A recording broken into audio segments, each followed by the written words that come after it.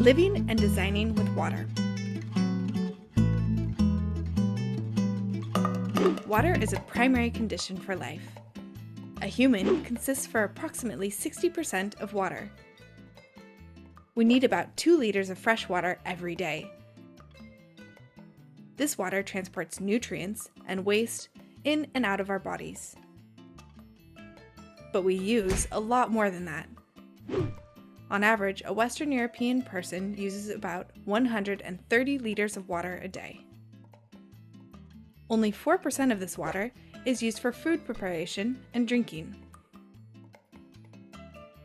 The rest is used for washing, flushing the toilet, taking a shower, and activities like watering the garden or washing the car. In a city of 1 million people, this means that 130 million liters of tap water are consumed every day. This is only a small percentage of the overall water usage in a city. Most of the water is consumed by industries and used for agriculture. This water consumption is part of the city's surface water cycle. Rainfall, stream flow, evaporation, and wastewater are also part of this cycle. The surface water cycle should be in balance in order to provide a high-quality living environment and a healthy city. But the balance of the water system is fragile. For instance, when there is not enough water, the soil will dry out and the city will heat up. More air conditioning power is needed. But if there is not enough water to cool down power plants, the power grid might fail. With heavy rainfall, on the other hand, the city needs to get rid of the abundance of water. If the soil cannot absorb the rainwater, the city has to rely on its sewers. If the sewer system does not have the capacity to transport the water, parts of the city will flood.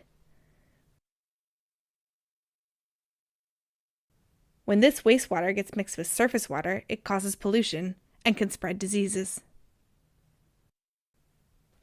A good balance of the water system is imperative for both humans and cities and needs to be safeguarded at all times. Brazil, known as a vast country with great expanse of rainforest, the lungs of the world.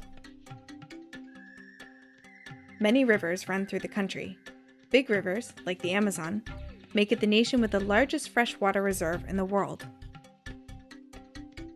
Most Brazilian major cities were founded along rivers or deltas. These rivers provided the people with fresh water and made quick and easy transport of goods possible. The sea connected Brazil with the international trading routes, and for many cities, the waterfront became an appealing element which formed their identity.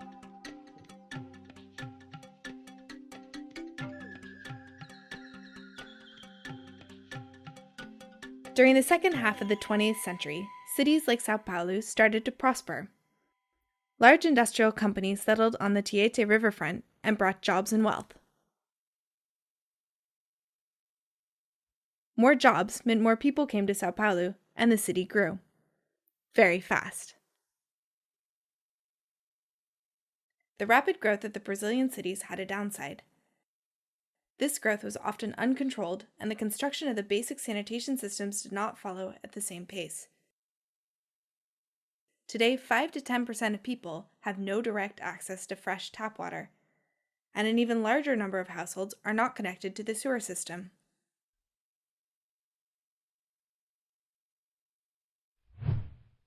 There is a serious imbalance in the urban water system in large parts of major Brazilian cities. These parts lack a proper waste regulation. People, as well as industries and agricultural businesses, use the rivers to dump their waste. This pollution limits the possibility to use the water for drinking, and it is this pollution that has become the main cause of many diseases. The majority of hospital visits are directly related to this. Regular floods during the wet season are another example of the imbalance. Deforestation for the purpose of agriculture and the use of impermeable materials on surfaces lead to heavier water flow.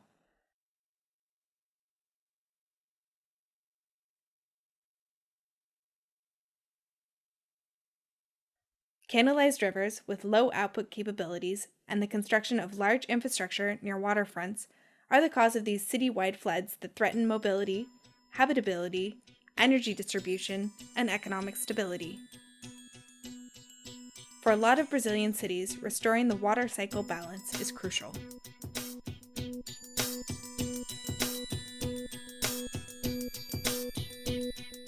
Just like a human body, or a city, a country requires a good balance in its water system.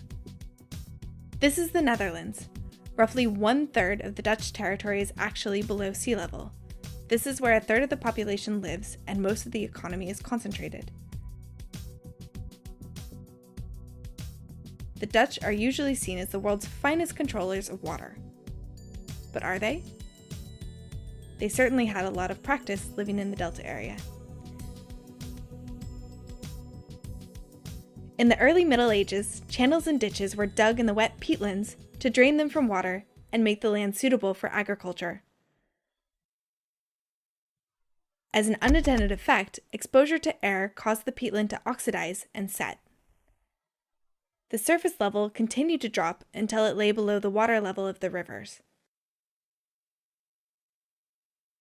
Eventually, dikes and mills were used to drain the excess water. In the north of the country, people lived on artificial dwelling mounds. They started to link these terps together, forming a series of dikes. These dikes protected the hinterland against flooding. People saw the benefits of working together and formed cooperatives, resulting in the first water council.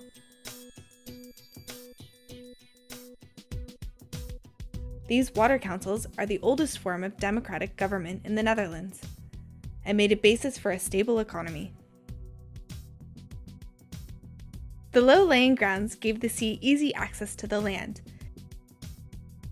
In the north, the sea had washed away the peatland, creating an internal saltwater lake, the Zuiderzee. With this Zuiderzee, the sea took back a lot of land. But the new sea arm offered a great potential for trade, and new cities arose around it.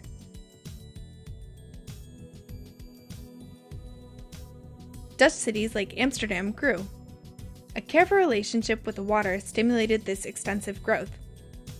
First, a dam was built, around which the city was formed. Later, canals were dug to the city center to make transportation of goods possible. People, on the other hand, could use the canals for sanitation. This evolved in the following ages to an underground sewer system.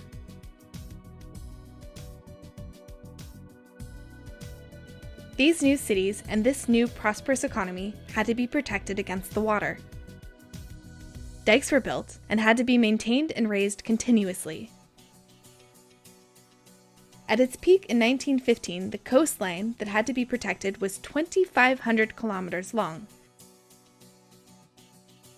It was an almost impossible task to monitor and maintain this vast coastline protection.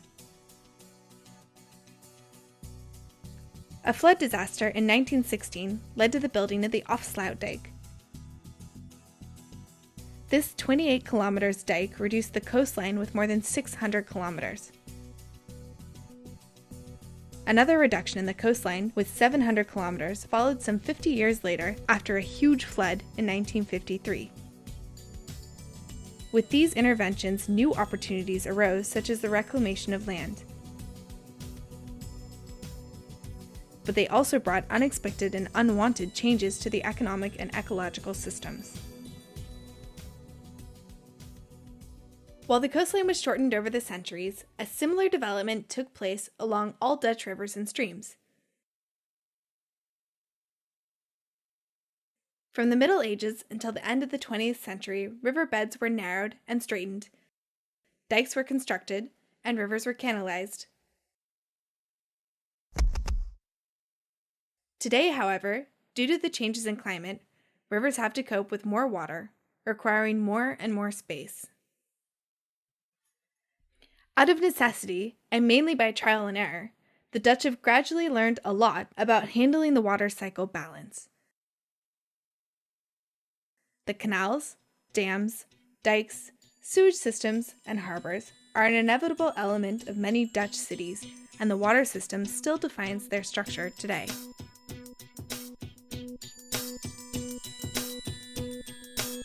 In the northern part of the Dutch Delta, on the border of the IJsselmeer and the River IJssel, a small city called Kampen is situated. When a storm pushes up the water of the IJsselmeer, the River IJssel can't relieve itself of the water, and the water level of the river will rise drastically. In order to protect Kampen and the surrounding towns, a multi-layer plan was developed. An inflatable storm surge barrier called the Balkstu was built to prevent neighboring towns and larger industrial infrastructure from flooding. In the city, other measures had to be taken. Heightening the quay was not an option, so a new barrier was designed. A barrier in building blocks that could be built within a day with the help of volunteers. This means that the quay is always open, but when a storm surge is predicted, the barrier is quickly constructed. Unique is the fact that local housing is part of the barrier.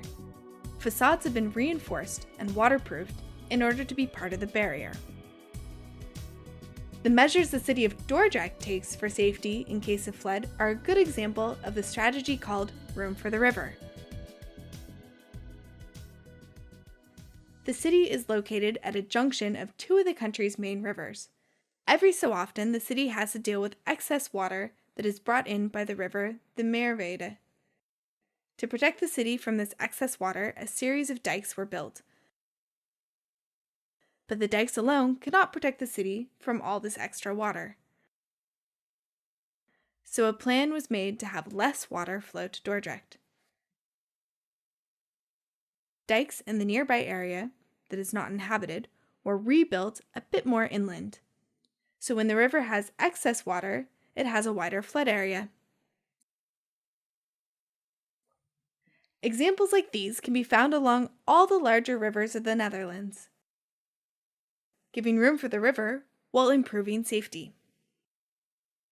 Rediscovering the qualities of water and how it can be used to make cities and landscapes more resilient is a challenge that involves many different stakeholders. Working together and keeping the health and safety for future generations in mind is key in designing our cities, for both Brazil and the Netherlands.